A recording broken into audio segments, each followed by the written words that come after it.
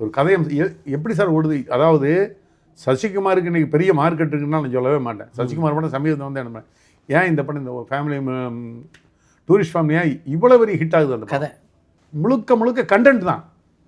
ஒரு குடும்பஸ்தன் ஹிட் ஆகுது. என்ன காரணம்? கண்டென்ட் தான். ஓடுன எல்லா படம் நீங்கள் பார்த்தீங்கன்னு சொல்லிட்டுனா அந்த படத்தினுடைய கதை அம்சத்தினால மட்டும்தான் ஓடிச்சொல்லிய அந்த நடிகர்கள், அந்த படத்தில் நடித்த நடிகர்களே அடுத்த படம் நடித்தாங்கன்னா கதை இல்லைன்னா அந்த படம் ஓட மாட்டேங்குது.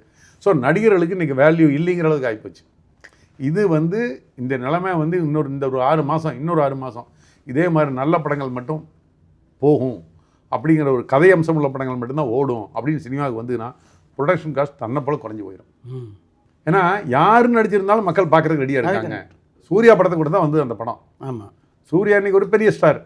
சும்மா நம்ம வந்து நம்மளாம் வந்து இது குறைக்க முடியாது. சூர்யாவுக்கு சசிகுமாருக்கு சம்பளத்துக்கு கணக்கு பார்த்தீங்கன்னு சொல்லிச்சுன்னா ஏணி வச்சாலும் டிஃபரன்ஸு. ஆனால் அந்த மே தினம் ஒரே நாள் தான் வந்து இந்த படத்துக்கு வசூல் இருந்த ஒழிய அடுத்த நாளே பார்த்தீங்கன்னு சொல்லிச்சுன்னா அந்த படம் ஷோ கண்ணா பின்னான்னு அதிகப்படுத்தினாங்க எல்லாருமே, டூரிஸ்ட் ஃபேமிலியை. இன்னைக்கு வரைக்கும் பிரம்மாமல் போயிட்டு இருக்கு அந்த படம். ஒரே காரணம் அதனுடைய கண்டென்ட் தான்.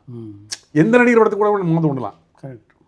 நீங்கள் இதில் பார்த்தீங்கன்னா தீபாவளிக்கு பார்த்தீங்கன்னு சொல்லிச்சுன்னா ஒரு அமரன் வந்தது. அமரன் கூடயே வந்துருந்துட்டு ஜெயம் ரவி படம் ஒன்று வந்தது.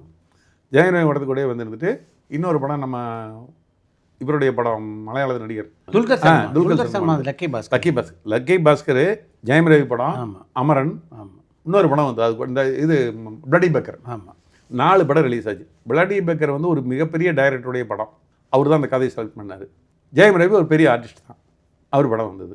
அந்த படம் தெலுங்குலேருந்து யாருக்கூட தெலுங்கு தமிழ் ஒரே லாங்குவேஜ் எடுத்தாங்கன்னு சொன்னாங்க. அந்த படம் அந்த படம் பார்த்தீங்கன்னு சொல்லிட்டுன்னா அமரன் ஒரு பெரிய ஹிட் ஆச்சு, லக்கி பாஸ்கர் பெரிய ஹிட் ஆச்சு. ஆமாம், ஜெயம் ரவி ரொம்ப சுமாராக போச்சு.